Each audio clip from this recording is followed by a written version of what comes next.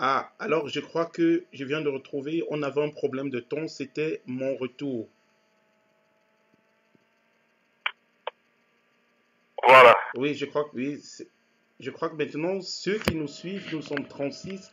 Est-ce qu'ils peuvent nous dire s'ils nous reçoivent, s'il vous plaît? Est-ce que vous nous écoutez?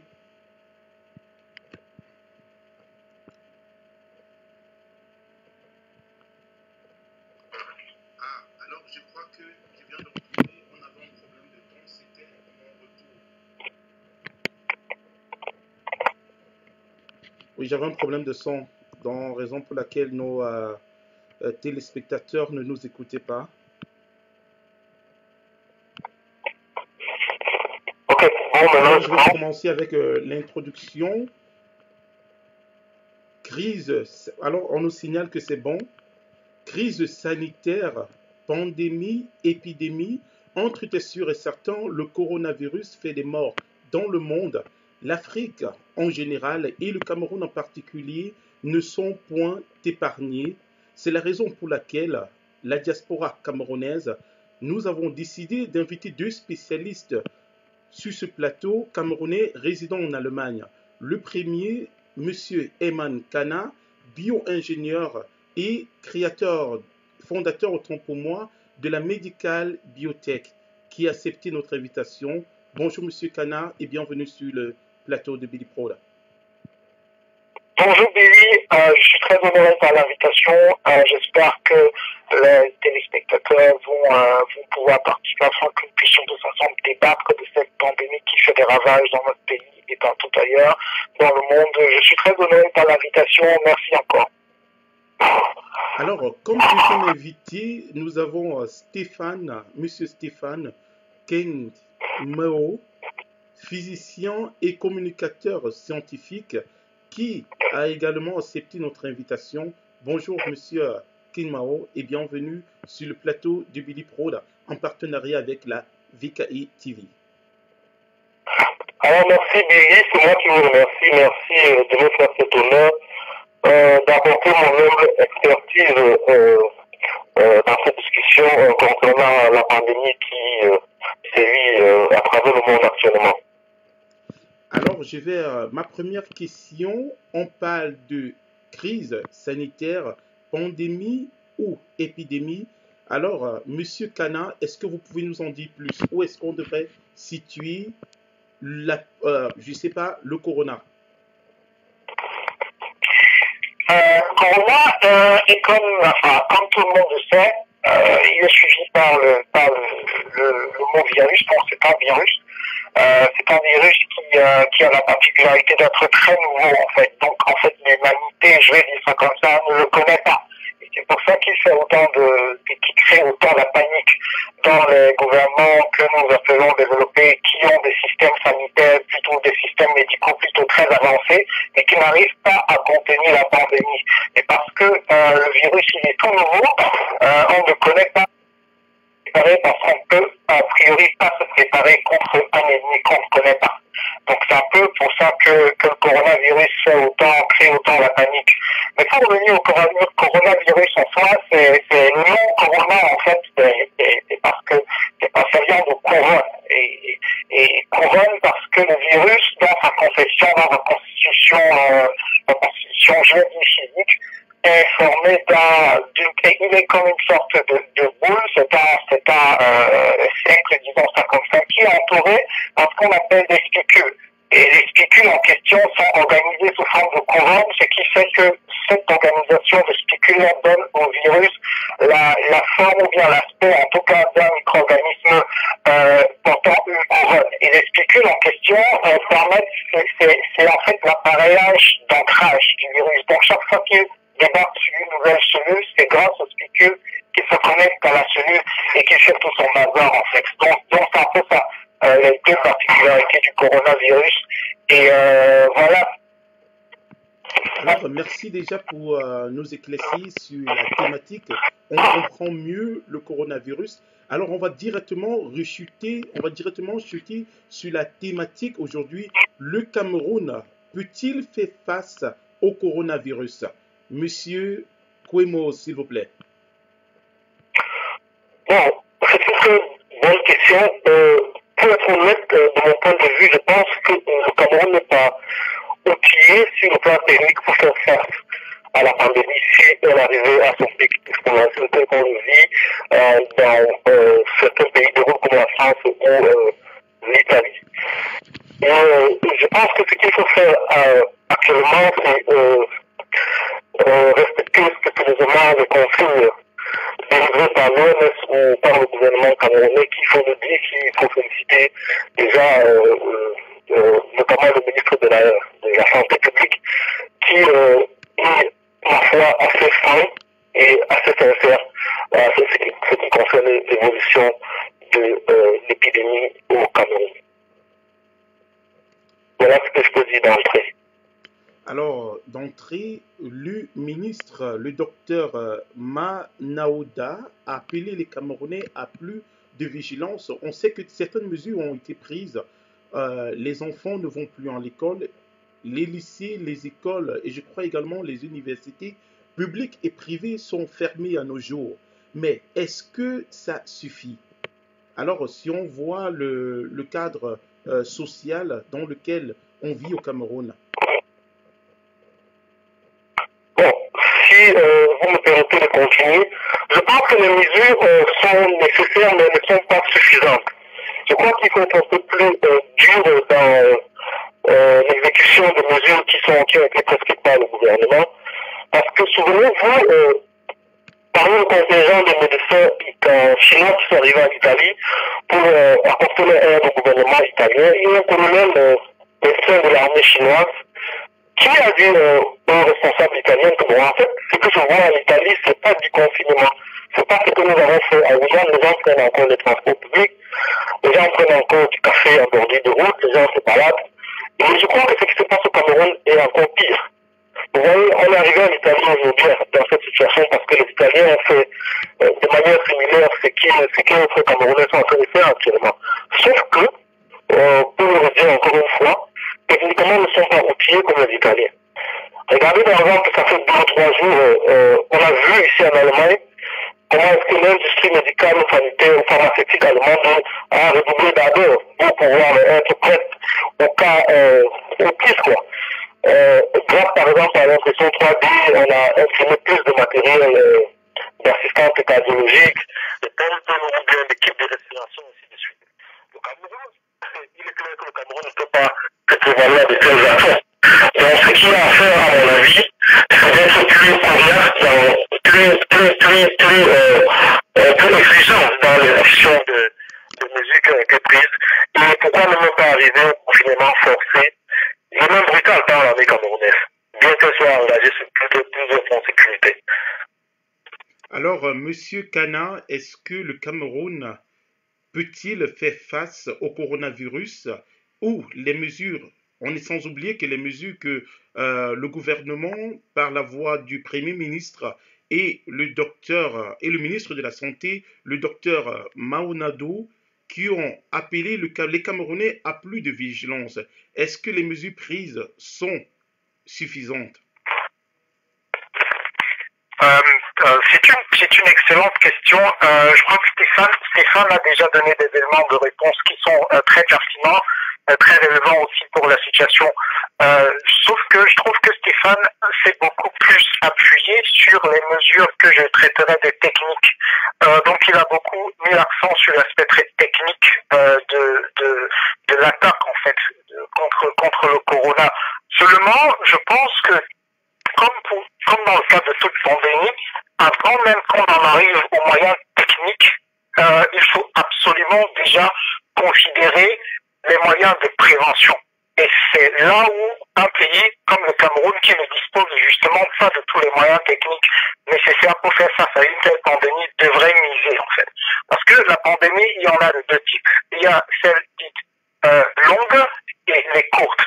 Et la différence entre les pandémies longues et les pandémies courtes ne réside qu'au niveau de la façon dont la pandémie a été traitée au tout début en fait. Donc là, on assiste carrément à une pandémie, je vais dire, courte. Et les pandémies de type courte sont les plus dangereuses parce qu'elles font le plus de morts et parce qu'elles ont été mal prises en charge au départ et et du coup les systèmes médicaux sont complètement débordés et c'est pourquoi il n'y a pas assez de place pour traiter tout le monde. C'est pourquoi il y a autant de morts dans les pandémies de type courte. La pandémie de type longue, par contre, a été très très bien gérée au début, ce qui permet de limiter la propagation du virus. Et même quand le système de santé sera à bout, le niveau de saturation du système de santé lui permettra encore, en principe, de prendre en charge tous les patients, de sorte que comment je vais dire, de sorte que le ratio de survie à cette pandémie-là reste assez élevé. Ce n'est pas le cas actuellement. Donc, pour revenir à la question du Cameroun, je crois que les mesures qu'on a prises, elles sont nécessaires, d'accord, elles sont bonnes, d'accord, mais est-ce qu'elles sont réellement observées par la population? Je crois qu'actuellement au Cameroun, on a le gros problème que le Camerounais moyen, comme il était question, enfin, je suivais tout à l'heure, je me baladais tout à l'heure sur Facebook et genre, il y a eu une vidéo, c'était carrément une boîte de nuit où ils utilisaient le mot Corona, ils scandaient le mot Corona pour faire la fête et ils disaient que c'est une maladie des Blancs, entre guillemets. Donc, enfin, en fait, c'est un peu comme ça dans l'inconscient camerounais. Ils voient le Corona à travers la télé, à travers les médias, à travers Facebook, ils ne sont pas directement confrontés par le corona. Du coup, on a l'impression que le Camerounais moyen ne se sent pas vraiment concerné par la pandémie. En fait, pourtant, elle est là, elle est réelle. Peut-être qu'il n'y a pas encore de morts au Cameroun, mais elle est là. On voit des morts partout dans le monde, mais le Camerounais, lui, on ne ressent pas cette prise de conscience en fait. Maintenant, la question de savoir à quoi est-ce que c'est dû. Même si les mesures prescrites par le gouvernement, par le ministre de la Santé sont justes, sont efficaces et ont fait leur preuve dans des pays comme la Chine qui sont beaucoup plus durement touchés. Est-ce qu'elles peuvent être réellement implémentées et prises en charge par le Camerounais moyen? Je crois que c'est la grande question de ce soir. Alors, est-ce qu'elles peuvent être prises, sinon gérées par le Camerounais moyen? C'est ça la question également que nous nous posons. On ne pourra pas ici, dans le cas, se plaindre parce que je crois que le gouvernement communique assez, mais on a un problème de la prise je vais dire, de conscience, la prise, les Camerounais qui ne mesurent pas l'ampleur de cette pandémie. Alors, Monsieur Kouemo, est-ce que vous croyez que les Camerounais sont assez conscients et disciplinés pour respecter les mesures prises par le gouvernement? Alors non, ça fait partie même de mes efforts, de ce que je me suis donné pour combattre depuis quelques années. Le Camerounais en général, en particulier les Africains en général, est quelqu'un qu'il faut scientifiquement cultiver. Il faut booster sa culture scientifique parce que le déni de la vérité scientifique est profond et je dirais même criard dans les sociétés africaines en général et au Cameroun en particulier. Juste pour reprendre ce que disait mon collègue Herman tout à l'heure. Vous voyez, quand vous vous souvenez, lorsque le sida est arrivé en Afrique et au Cameroun, c'était le syndrome inventé pour décourager les amoureux. On connaît les ravages, les conséquences. Il en est de même pour le corona. J'ai aussi vu sur Facebook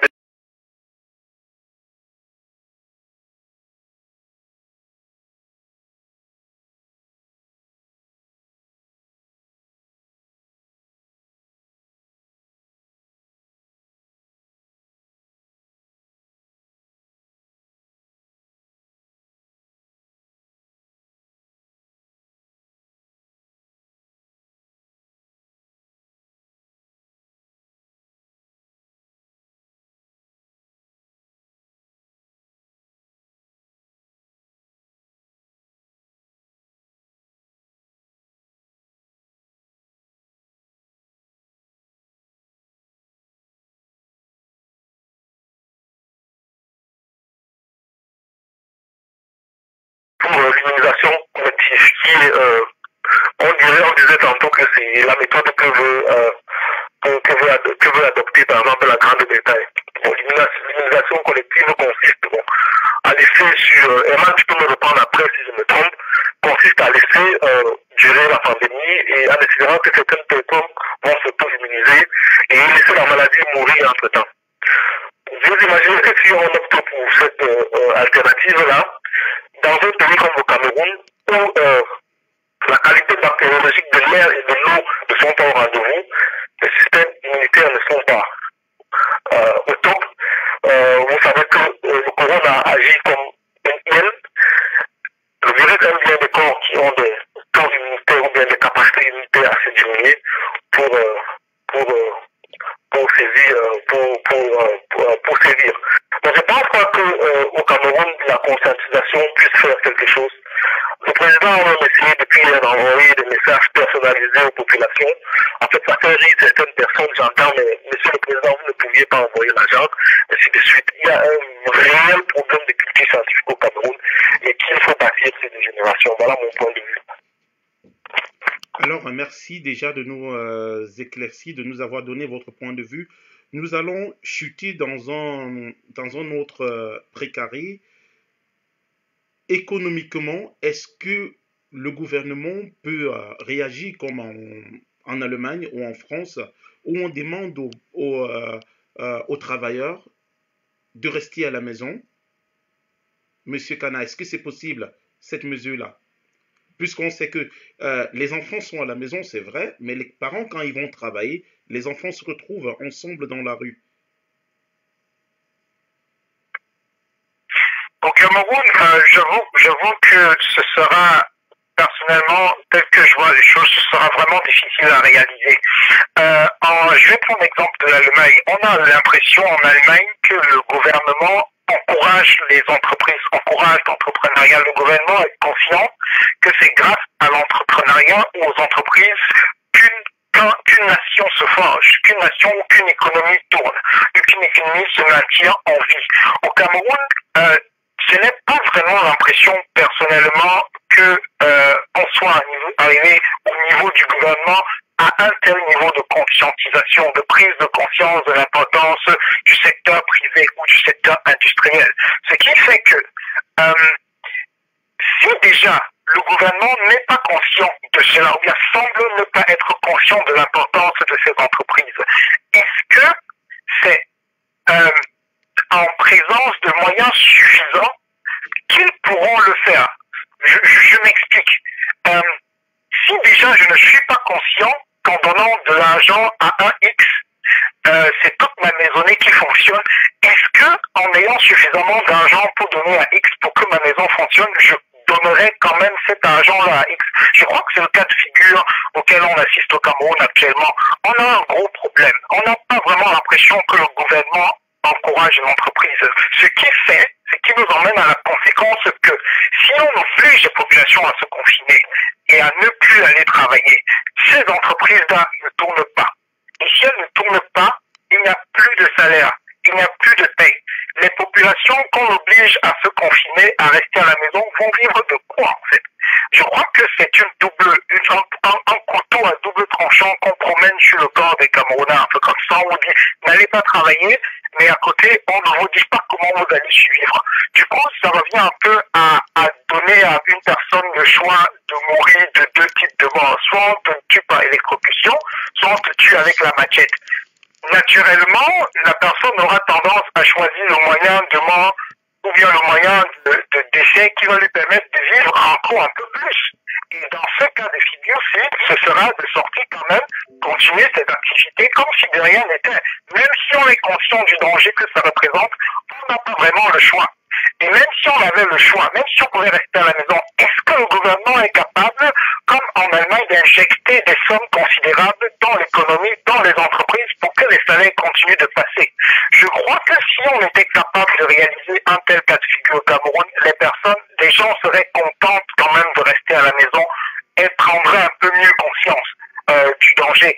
Elles sont conscientes du danger, mais elles n'ont pas les moyens d'implémenter cette conscience du danger-là. Je crois que c'est le cas de figure auquel on fait face au Cameroun actuellement.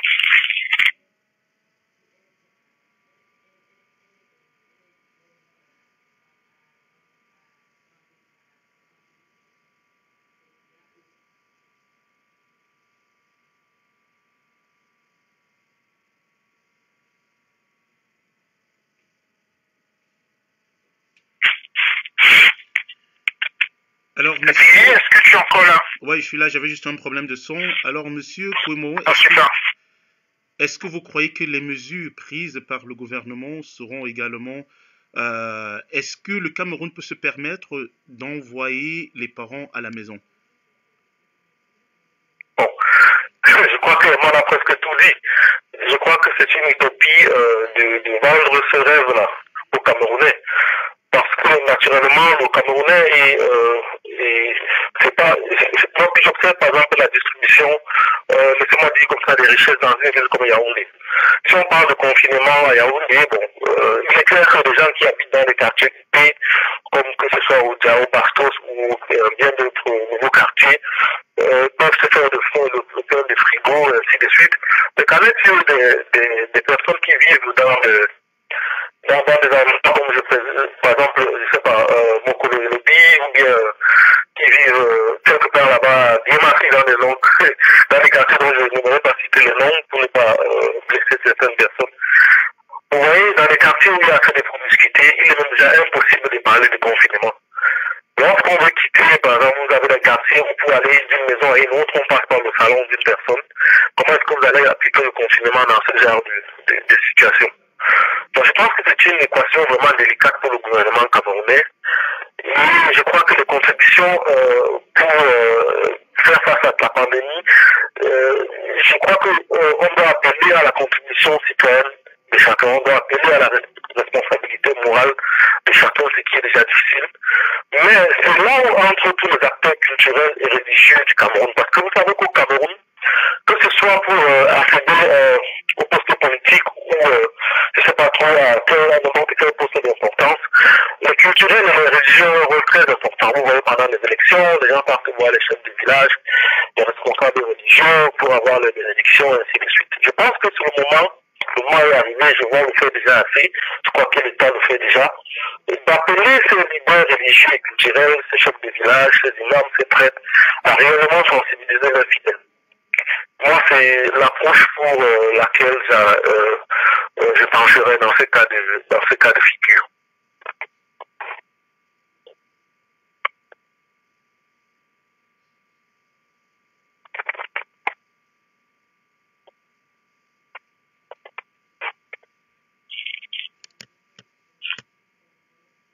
Lily, tu es là? Il doit avoir un problème de son, apparemment. Ok. Je pense, Stéphane, il y a aussi un aspect qu'on ne doit pas négliger, en fait. L'aspect psychologique de la gestion de la maladie, ou bien, je vais dire, l'aspect psychologique de la gestion des maladies ou de la souffrance en général. Le Camerounais, comme l'Africain moyen en général, selon moi, il est habitué à la souffrance. Il est habitué à la souffrance. J'ai voyagé dernièrement, je crois que c'était avant-hier, avec un gars qui venait de la Syrie. Il m'a dit qu'il n'a pas peur de Corona parce qu'il a vu dans sa vie des choses pires que Corona. Bon, je lui ai dit, d'accord, je te comprends parce que moi aussi, je n'ai pas eu une vie tout à fait rose, mais je pense que le danger est réel et il faut en prendre conscience, il faut agir en conséquence. Je n'ai pas spécialement peur de Corona, mais je pense qu'il faut en avoir peur pour pouvoir prendre les mesures nécessaires pour ne pas s'infecter en fait. Et je crois que le Camerounais devrait comprendre ça. Quand on est dans un continent qui est habitué à la souffrance, un continent qui est habitué à voir les choses à la télé, et les maladies à la télé, ils appellent les maladies des Blancs, surtout quand ça vient de la Chine, on n'a pas spécialement peur de ça en fait. Parce que le Camerounais s'est dit, le palu, les moustiques me piquent tous les jours, c'est le corona, il en me fait quoi? Quelque part, on peut comprendre ça, mais là, on est quand même dans le cas d'un parasite ou d'un virus qui est complètement inconnu. Il n'y a pas encore de vaccin, il n'y a pas de médication qui marche. Ça veut dire que la seule chose sur laquelle tu puisses compter réellement, c'est ton système immunitaire pour pouvoir combattre la maladie. Si ton système immunitaire n'est pas suffisamment fort, il te terrasse. S'il est suffisamment fort, d'accord, tu vas faire la maladie, tu vas souffrir quelque temps, après ton organisme en prend dessus et tu vas recouvrer en fait. Donc je crois qu'il y a cet aspect-là qu'il faut absolument toucher au niveau du Camerounais, l'aspect psychologique, la conscientisation.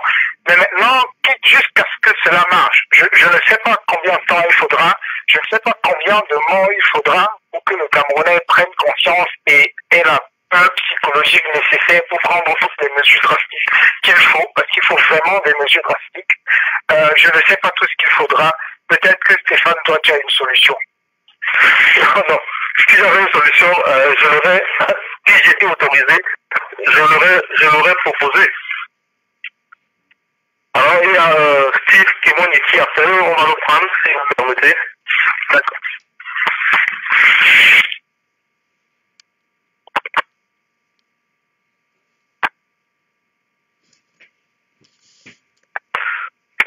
Voilà. Bon, j'ai pas pu le prendre. En fait, moi, j'ai pas de recette miracle. Je crois que personne sur cette planète n'a de recette miracle envers ce qui se passe.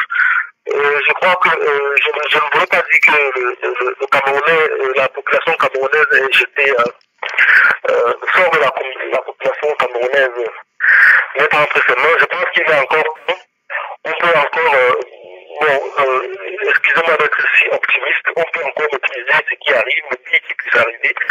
Parce que je pense qu'avec les mesures, comme je disais tout au début, compris le ministre de la Santé, je pense que moi je ne vois pas d'autre alternative pour le moment. En dehors d'une conscientisation effective et applique dans les foyers de concentration de promiscuité et l'application des règles de l'OMS. Parce qu'en dehors de ça, vraiment la contre-attaque technique ou bien technologique, je ne crois pas que le Cameroun soit en mesure de le faire. Bon, parlant de misère et de relations qui animent le Camerounais au quotidien, moi je pense que quand on vit dans un environnement comme le Cameroun, où lorsqu'on va au deuil d'une personne, on dit, voilà, celui-là, sa mère est morte, tu n'as même pas pu donner à boire aux gens, pourtant on dit de Nambélé, on a bu jusqu'à on a mangé et tout va très bien, on a banalisé la mort au Cameroun.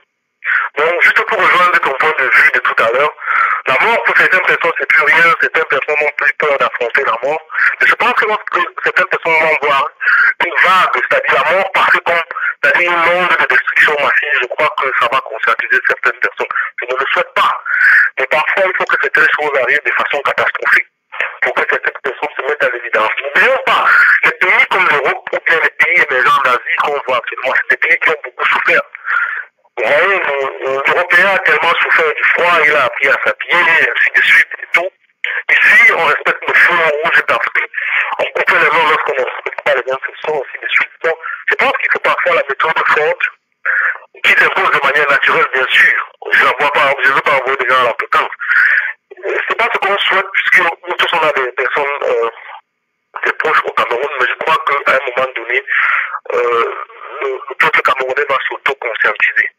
Je crois que c'est une question de temps et malheureusement la crise présente ne nous donne pas l'opportunité je pense pas que la crise présente va donner la possibilité de le faire parce que même s'il arrive qu'il y ait des milliers de morts au Cameroun, ce qui n'est pas mon souhait, je pense pas que certaines personnes seront sensibles. Alors, merci, monsieur. Alors, Eman, merci, monsieur Kenao, pour. Alors, Eman, tu voulais ajouter quelque chose? Ouais, je voulais juste ajouter quelque chose qui rejoint un peu ce que Stéphane disait, mais sur un plan un peu plus physiologique.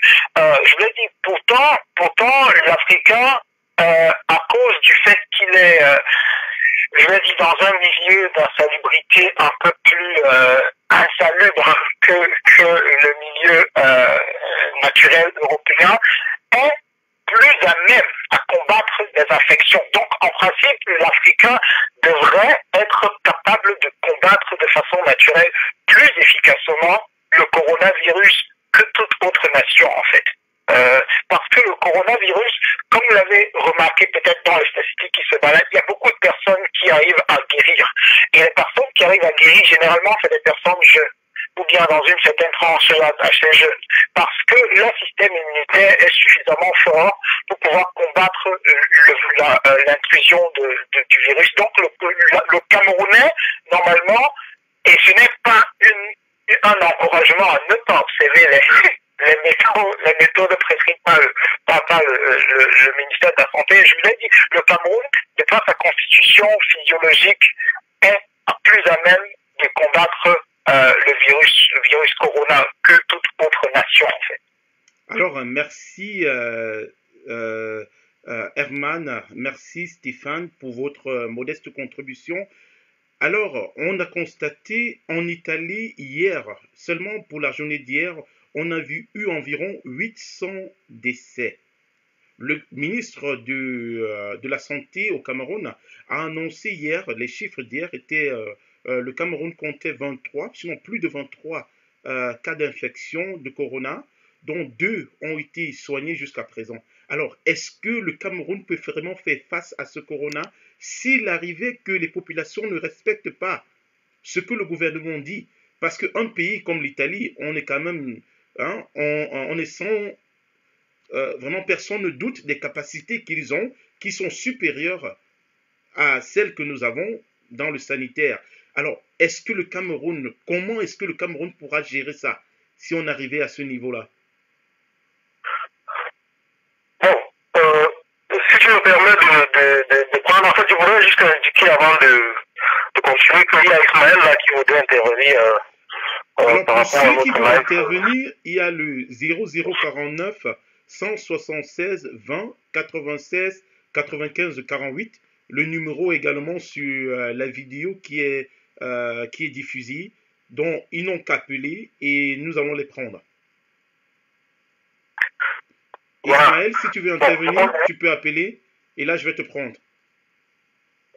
bon, voilà, juste pour donner un élément de réponse à ce que tu viens de demander, je pense que s'il arrive que la situation que traverse l'Italie ou qu'a traversé la Chine quelques semaines plus tôt se présente au Cameroun, je crois que je suis désolé, on ne sera pas en mesure de la contenir. Parce que vous savez, chaque pandémie obéit à une loi scientifique.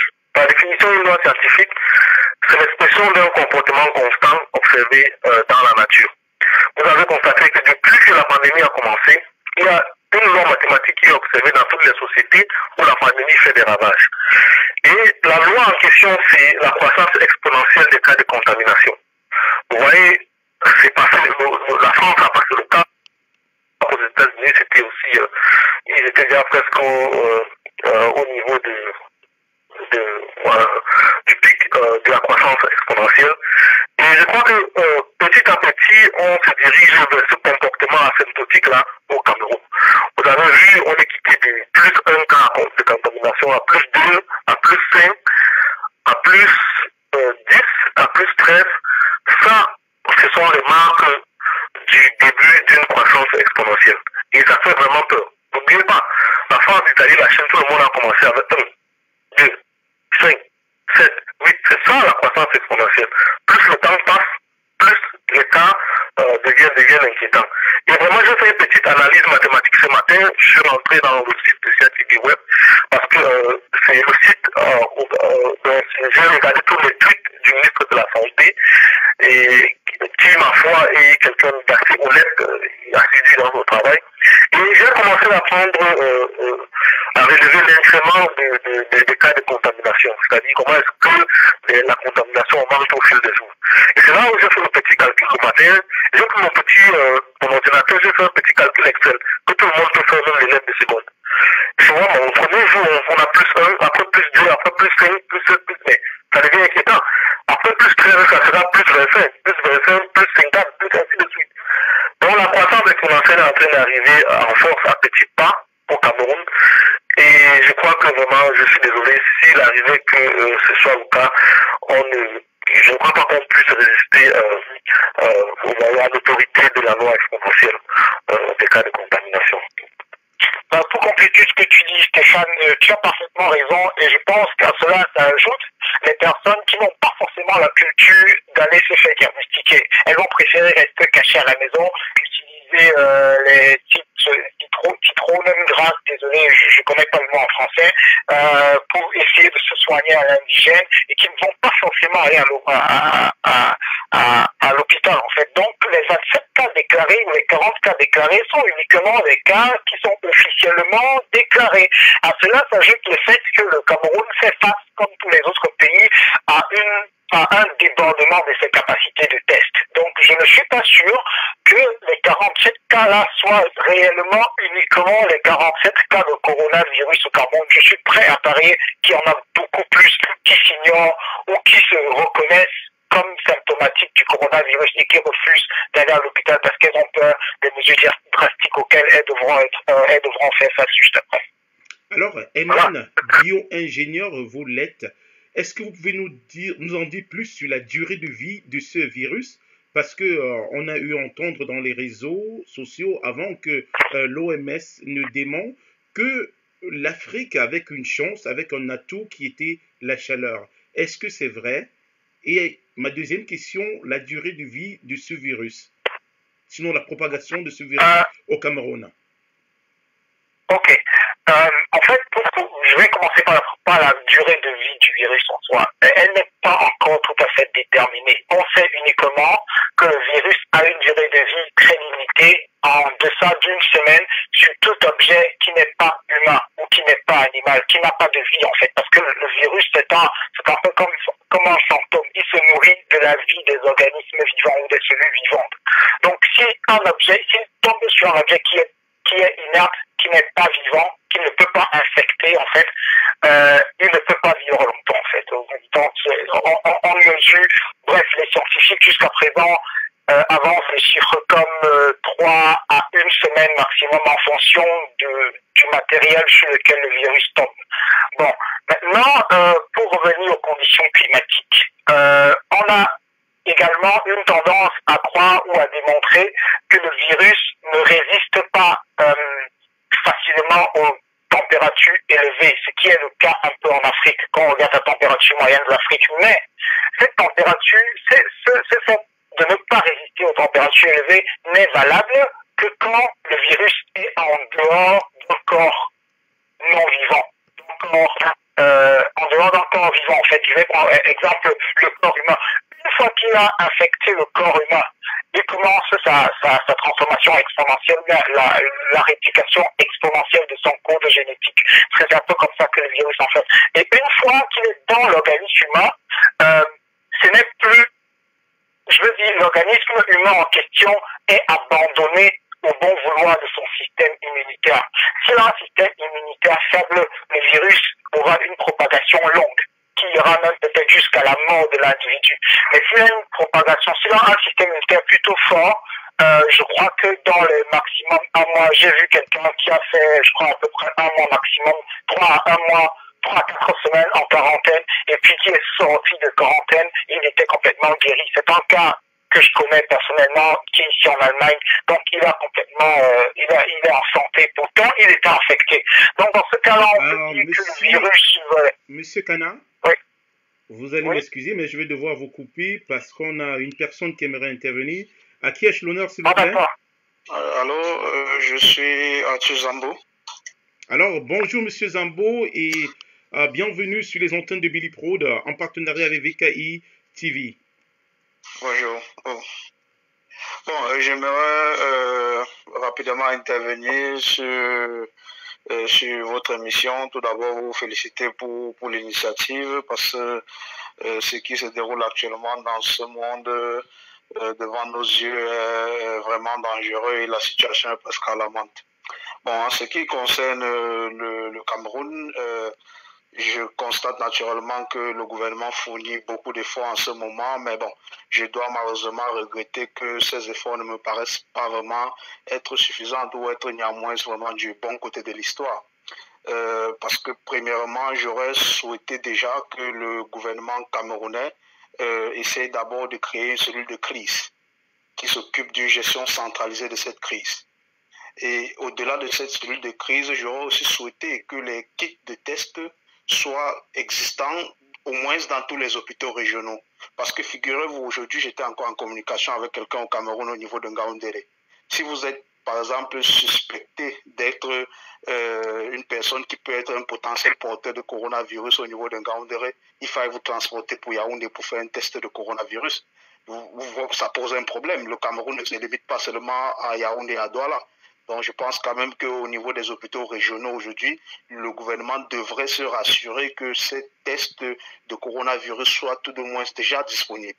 Maintenant, la deuxième chose, en ce qui concerne le confinement, je crois que d'un point de vue logistique et d'un point de vue matériel, quelque part, le gouvernement camerounais ne peut pas arriver aujourd'hui à imposer un confinement général chez nous ou même à imposer un quelconque confinement. Mais j'aurais souhaité que le gouvernement utilise un peu l'armée qu'on voit peut-être sur le terrain par moment pour d'autres activités répressives, qu'on utilise un peu cette armée au moins à sensibiliser les populations et essayer de maintenir le maximum de personnes possibles à la maison.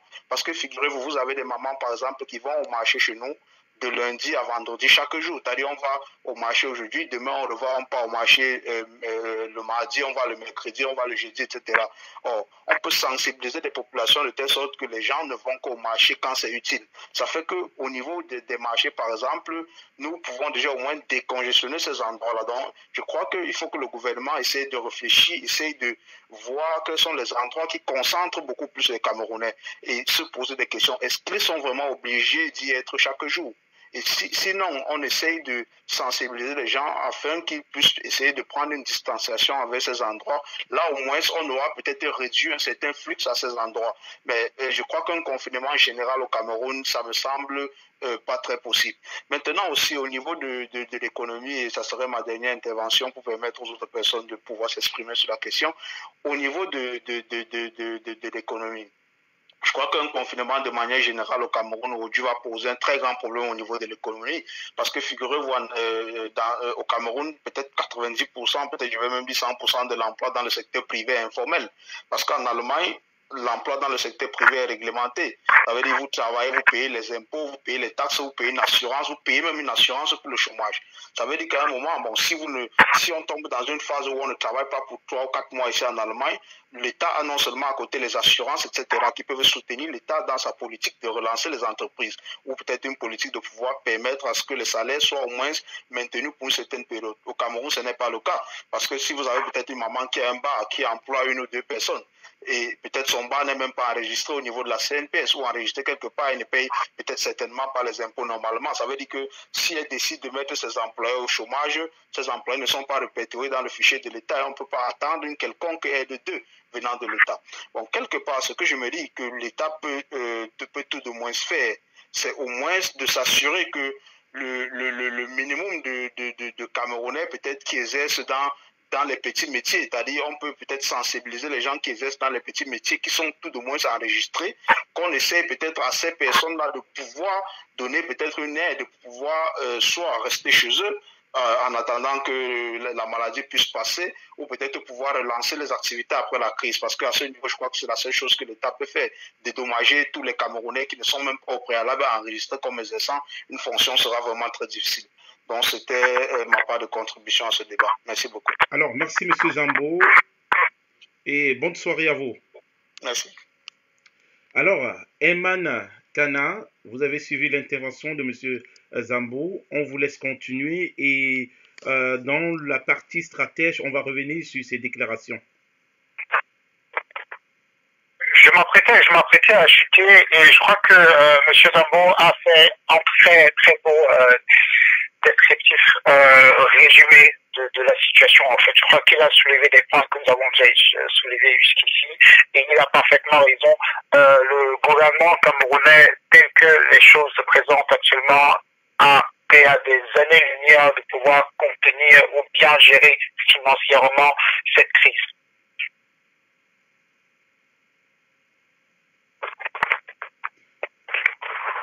Alors, une autre question, parlant un truc qui me vient tout droit à la tête, les enfants sont à la maison, les parents vont travailler, et est-ce que les funérailles du côté de l'Ouest, dont je m'y connais assez très bien, est-ce que les funérailles sont interdites jusqu'à présent, les enterrements aussi, puisqu'on sait que c'est un grand lieu d'échange?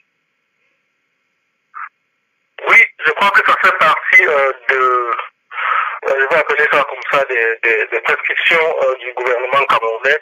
Je pense qu'on ne veut pas avoir plus de chiffres, excusez-moi, corrigez-moi si les chiffres sont exacts, plus de 15 personnes lors des funérailles, je crois.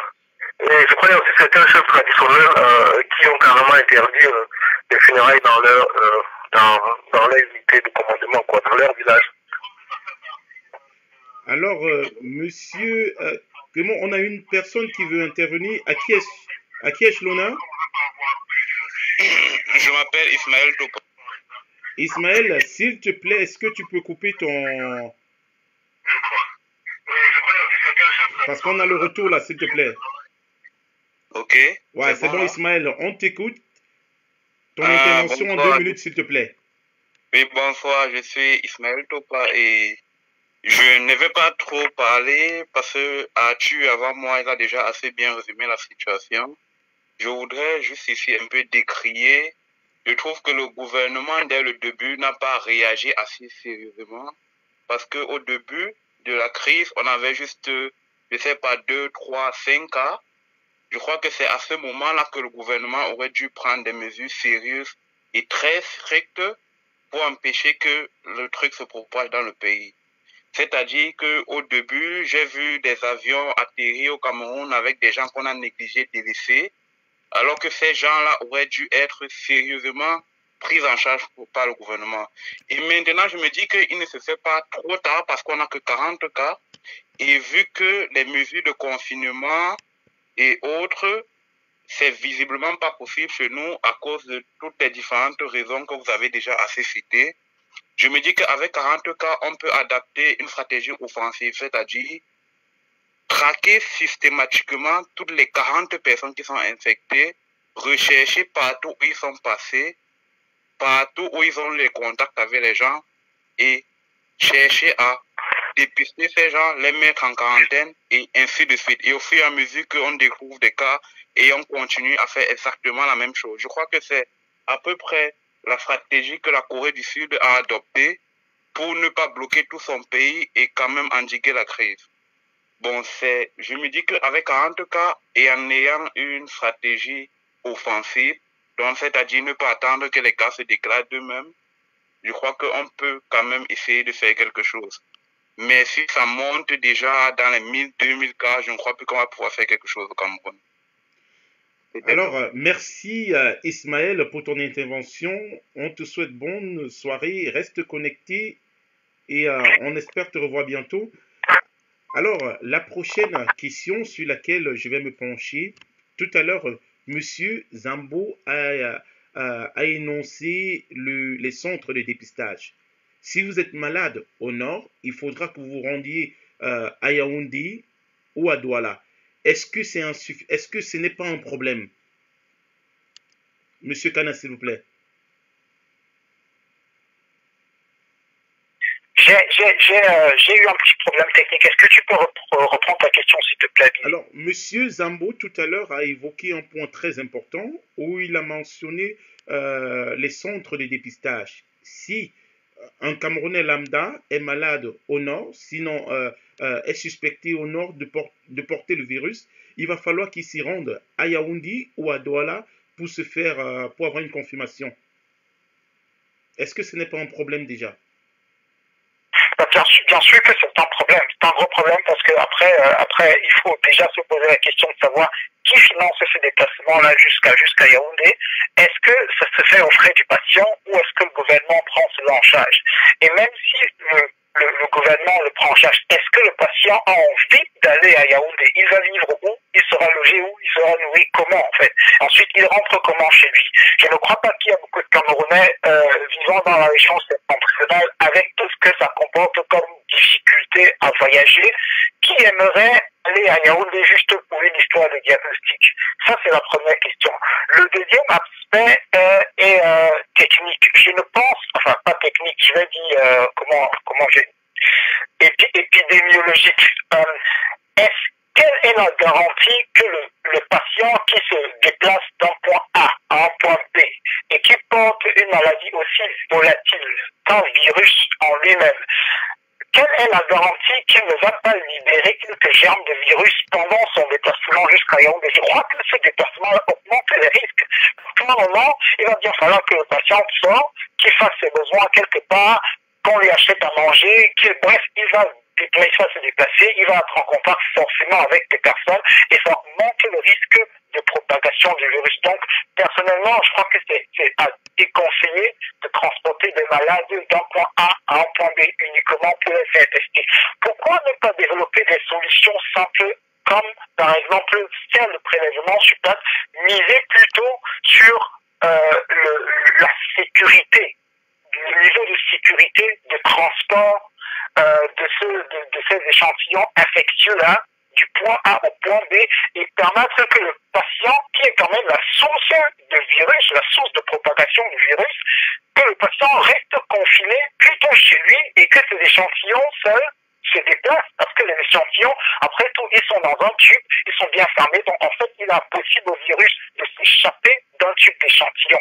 Pourtant, si on déplace la source carrément, forcément, il y aura des fuites à un moment, et ces fuites-là augmentent, comme j'ai dit, le risque de contamination. Non, en fait, personnellement, je crois que c'est contre-productif, ce n'est pas une bonne idée, c'est complètement à décourager. Alors, Stéphane, je reviens vers toi. On parle ici du déplacement. Quelqu'un qui est infecté et qui est soupçonné de porteur du coronavirus, qui va se rendre à Yaoundé. Et un point, le transport. On sait comment les transports sont au Cameroun. Est-ce qu'on ne devrait pas déjà mettre l'accent à partir d'aujourd'hui, aussi bien dans les taxis, les cars, comment ceci devrait fonctionner? Parce que je crois, jusqu'à preuve de contraire, on est plus à l'aise sur une moto, à risque de se faire contaminer. Voilà. En fait, voilà ce que moi je pense, c'est que ce que Emmanuel vient de décrire, bon, ça c'est le protocole, c'est la démarche scientifique idéale qu'il faut adopter dans ce cas de figure. Mais je crois que pour être plus pratique, ce qu'il faut faire, c'est qu'il faut créer des îlots de confinement. Ça veut dire, il faut totalement isoler les épicentres de propagation, les épicentres de la pandémie, qui sont actuellement, à ma connaissance, Yaoundé, Douala et Bafoussam. Parce que, comme vous le constatez, ça fait, j'ai entendu qu'il y a des cas qui sont quittés de Yaoundé, qui sont allés à Bafoussam contaminés déjà ainsi de suite. Ça, sont des cas, comme Emmanuel disait, qu'on connaît. Moi, j'ai une amie, je vais vous dire, sans vous vouloir faire peur, j'ai une amie qui était en Italie. Vous avez vu une vidéo sur Internet où un monsieur a sa soeur qui est morte dans la maison. Il est en train de se plaindre, un acteur d'une série scientifique qui dit là, voilà, qui est morte et tout. Selon une amie qui habite dans cet environnement-là, elle est entrée au Cameroun. Elle ne sait pas se dépister à l'aéroport. Elle est allée dans les centres hospitaliers. On lui a dit, ma fille, quand toi-même tu sens ton corps là, est-ce que tu sens que tu es malade? Et ainsi de suite. Et actuellement, elle se trouve à Bertois. Je dis par exemple comme ça. Bon, pour dire que le virus est actuellement partout au Cameroun, si vous voulez mon point de vue. Ce qu'il faut faire de manière pratique, comme je disais d'entrée, c'est en fait isoler les épicentres de l'épidémie qui sont Yaoundé et Douala pour, à mon avis, pour un mois. Bon, c'est vrai, les sociétés de transport vont se plaindre, ça va affecter un peu l'économie, mais je crois que c'est nécessaire. Parce que ce qu'Emmanuel vient de décrire, c'est vrai, c'est méticuleux, scientifiquement, c'est plus honorable, mais je crois que c'est plus, ça relève de l'utopie. Alors, merci. On va tamer la dernière partie de cette émission avec les stratégies à mettre sur place. Jusqu'à présent, on a félicité les mesures prises par le gouvernement. On a mentionné l'inconscience, sinon les Camerounais qui ne mesurent pas l'ampleur de cette épidémie. Alors, à ce point où on se trouve, quelles sont les stratégies concrètes que le gouvernement devrait mettre sur pied? Et on est sans oublier ici que économiquement, un confinement au Cameroun est presque impossible vu que 70% des personnes vivent dans l'informel. Ça veut dire si on demande à tout le monde de rester à la maison, il faudra bien trouver comment ceux-ci vont manger, comment ceux-ci vont se nourrir et tout ce qui suit avec. Alors, Eman peut sortir quelle est la stratégie, sinon les lignes à suivre. 2 points que le gouvernement devrait adopter. Je pense que ce serait peut-être d'augmenter. La première chose à faire, selon moi, ce serait d'augmenter les capacités financières de colmatage des conséquences économiques. Oui, allô? Oui. Eman, s'il te plaît, Eman, je vais devoir te couper parce qu'on a une personne qui veut intervenir, si tu me le permets. D'accord. Alors, à qui est-ce l'honneur, s'il vous plaît? Oui, André Kama.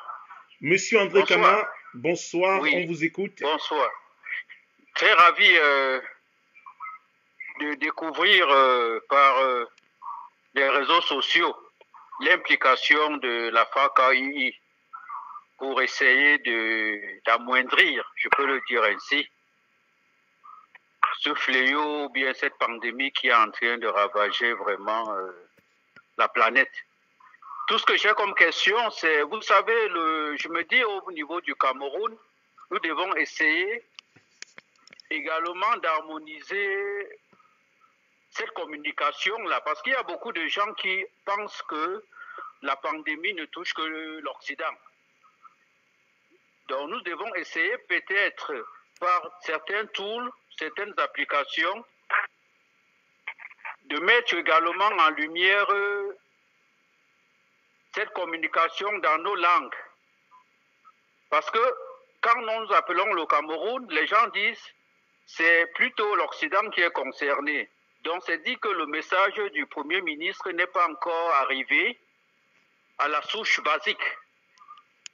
Qu'est-ce que nous, en tant que scientifiques, en tant qu'informaticiens, pouvons faire pour vulgariser vraiment ce message du Premier ministre, ce message de l'OMS, pour que la couche basique puisse vraiment comprendre que c'est la planète qui est concernée. Merci. Alors, merci. Billy, si tu me permets de continuer dans la lancée de celui qui est intervenu.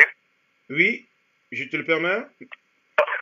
Voilà, très rapidement. Moi, je pense que son point de vue est très pertinent parce que, à mon avis, la guerre contre le combat contre le coronavirus au Cameroun, c'est une guerre de communication.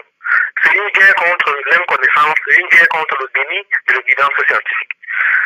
Moi, je le pense parce que même si on aborde, même si on utilise toutes nos capacités techniques, même si on a de l'assistance extérieure, même si, je ne sais pas, les Chinois décident de nous envoyer une tonne de matériel comme ils le font avec l'Italie. Vraiment, je pense que l'insouciance et l'inconnaissance au Cameroun prendront le dessus.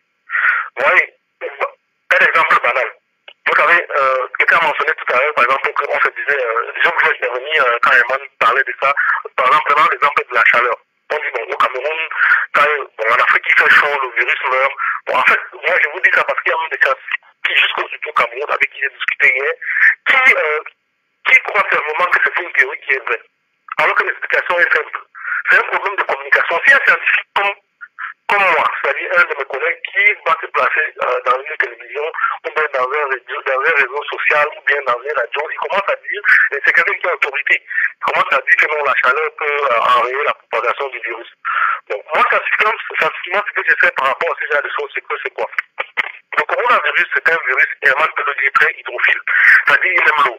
Ça veut dire qu'il fait chaud, il y a plus la pression partielle de l'eau dans l'air est grande, il y a assez d'humidité. Le virus aime bien se cramponner sur les gouttelettes, les minuscules gouttelettes d'eau. Et certaines personnes pensent que sous l'effet de la microgravité, ces gouttelettes vont se diriger vers le sol. Mais on a montré, comme Herman le disait si bien tout à l'heure, que même si les gouttelettes restent au sol, parce qu'il partait sur le côté souvent laquelle que quand les gouttelettes se dirigent avec le virus vers le sol, il y a moins de probabilité pour que l'homme entre en contact, vous voyez, avec le virus et les gouttelettes. Mais on a montré quand même, en piétinant les gouttelettes d'eau sur la de chaussure, le virus pouvait rester invité sur les surfaces de la chaussure pendant 3 ou 4 heures. Alors pourquoi, par exemple, on a dit, quand tu rentres chez toi, c'est mieux d'utiliser une seule paire de chaussures, laisser dehors ou bien au balcon, et ne jamais entrer dans la maison avec. Donc, lorsque tu as cette théorie-là, qui est si bien expliquée, qui est même publiée dans les journaux scientifiques, et tu as un collègue au Cameroun qui a une autorité, qui est une personnalité scientifique, et qui se place et parle de toute son autorité dans un réseau social ou bien dans un média pour dire que, bon, par exemple, pour véhiculer cette mauvaise information-là, tu ne peux pas faire le poids, même si tu as toute la vérité scientifique de ton côté. Donc, c'est une guerre de communication. Il faut, à mon avis, saturer tous les espaces médiatiques avec la vérité scientifique sur et l'éthique sanitaire qu'il faut avoir face à ce virus-là. Donc, à mon avis, personnellement, je pense que la guerre est une guerre de communication. Merci Stéphane. Une guerre de communication, c'est la raison pour laquelle nous allons appeler Simplice Dago, qui aimerait apporter un plus sur les stratégies. Alors, Monsieur Simplice Dago, est-ce que vous nous écoutez? Allô, bonsoir. Ah oui, allô Monsieur Simplice Dago, on vous écoute. Alors bonsoir, encore félicitations donc, pour cette initiative vraiment merveilleuse qui nous permet d'échanger, de partager par rapport à cette pandémie qui nous touche tous, qui touche nos familles en Europe et partout dans le monde. Et j'aimerais tout simplement dire que déjà c'est bien le gouvernement a apporté des solutions, des mesures. Vous savez, ce n'est pas évident. On a vu même en Europe et partout, c'est une situation qui est dynamique, elle n'est pas figée. Donc les solutions évoluent aussi en fonction des situations, en fonction des cas. Et je pense que la réponse que nous devions se donner, c'est un peu, on appelle ça, créer peut-être des fonds au niveau de la diaspora pour soutenir les populations, parce que ce problème de confinement, ce n'est pas utopique. On ne peut pas dire que le confinement est impossible en Afrique, parce que sans le confinement, ce sera impossible de stopper cette chaîne de contagion, parce que nous savons que c'est une chaîne qui se contamine comme dans une boutique. Si on n'arrête pas, à un moment donné que les gens se rencontrent, et il sera impossible, avec la possibilité que nous connaissons en Afrique, de stopper cette pandémie. Impossible. Donc il faut absolument encourager le fait que les gens restent à la maison, jusque pour quelqu'un, ce n'est pas définitif, même si c'est pour 2 semaines. Le plus important, comment est-ce qu'on peut rassurer les populations de rester à la maison? Parce qu'il ne faut pas seulement demander aux gens de rester à la maison sans leur apporter des solutions d'accompagnement. Parce que personne ne restera à la maison si par exemple, il ne sait pas comment il va nourrir sa famille 2 jours plus tard. Il y a des familles qui ne peuvent même pas se nourrir, qui vivent au jour le jour, au quotidien, comme l'a dit d'autres personnes au commencement. Alors, il est important donc que le gouvernement essaie de sensibiliser ça, d'encourager des actions qui vont dans ce sens. Par exemple, créer un système de ravitaillement dans les quartiers. Ça veut dire que les quartiers, les gens n'ont plus besoin de se déplacer, de faire de longues distances pour aller de A à B pour se ravitailler.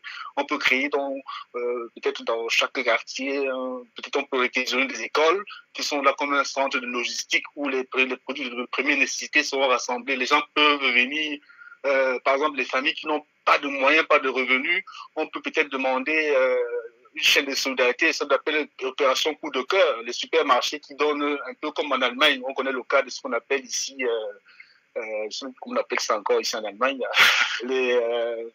enfin ce genre de maisons où les gens peuvent venir acheter de la nourriture à moins de coût.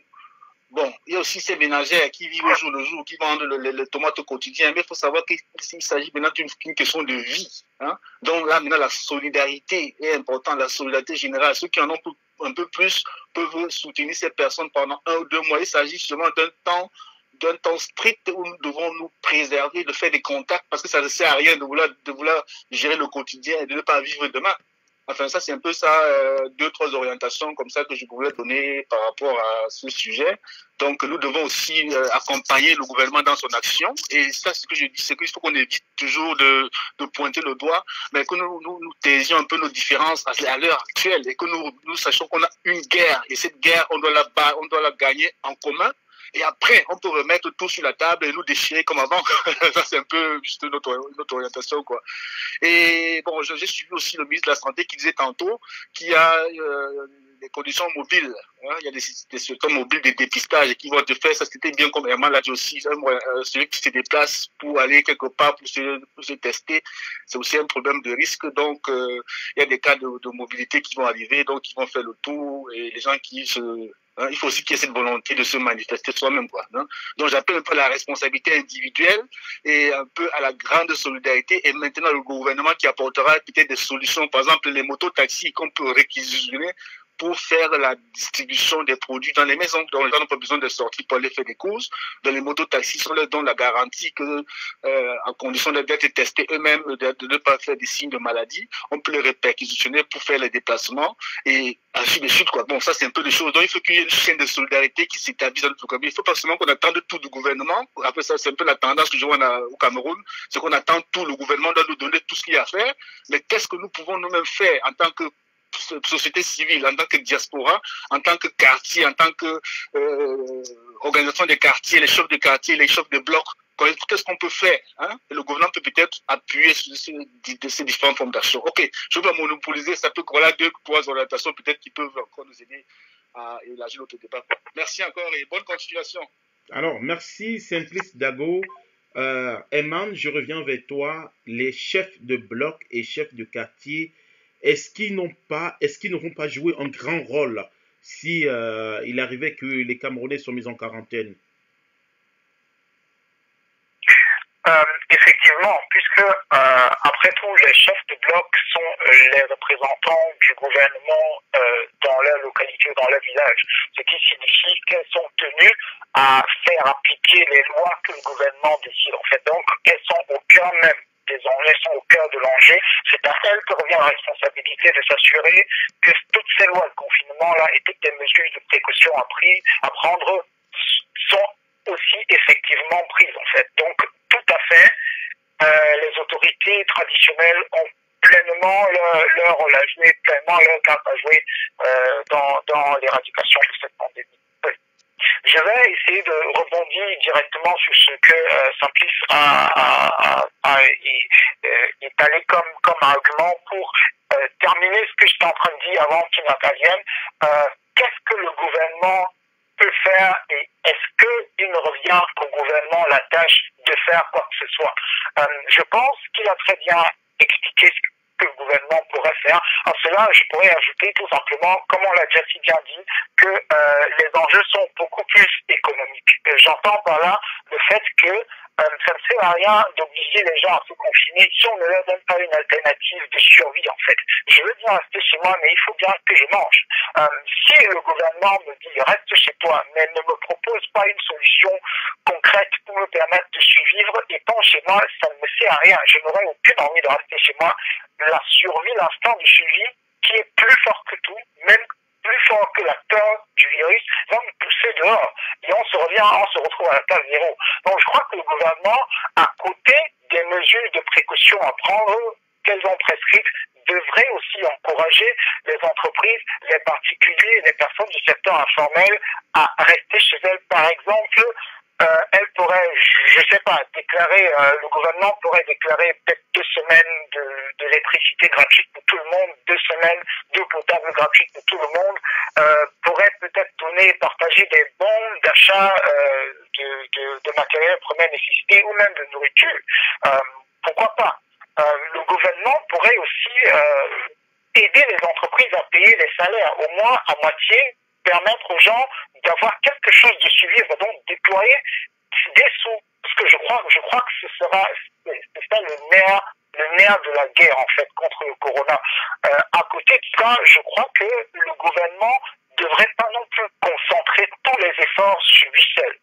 J'entends par là le fait que elle devrait peut-être laisser aux entreprises qui sont qualifiées, qui ont fait leurs preuves, qui ont de bons concepts, la chance de participer au combat.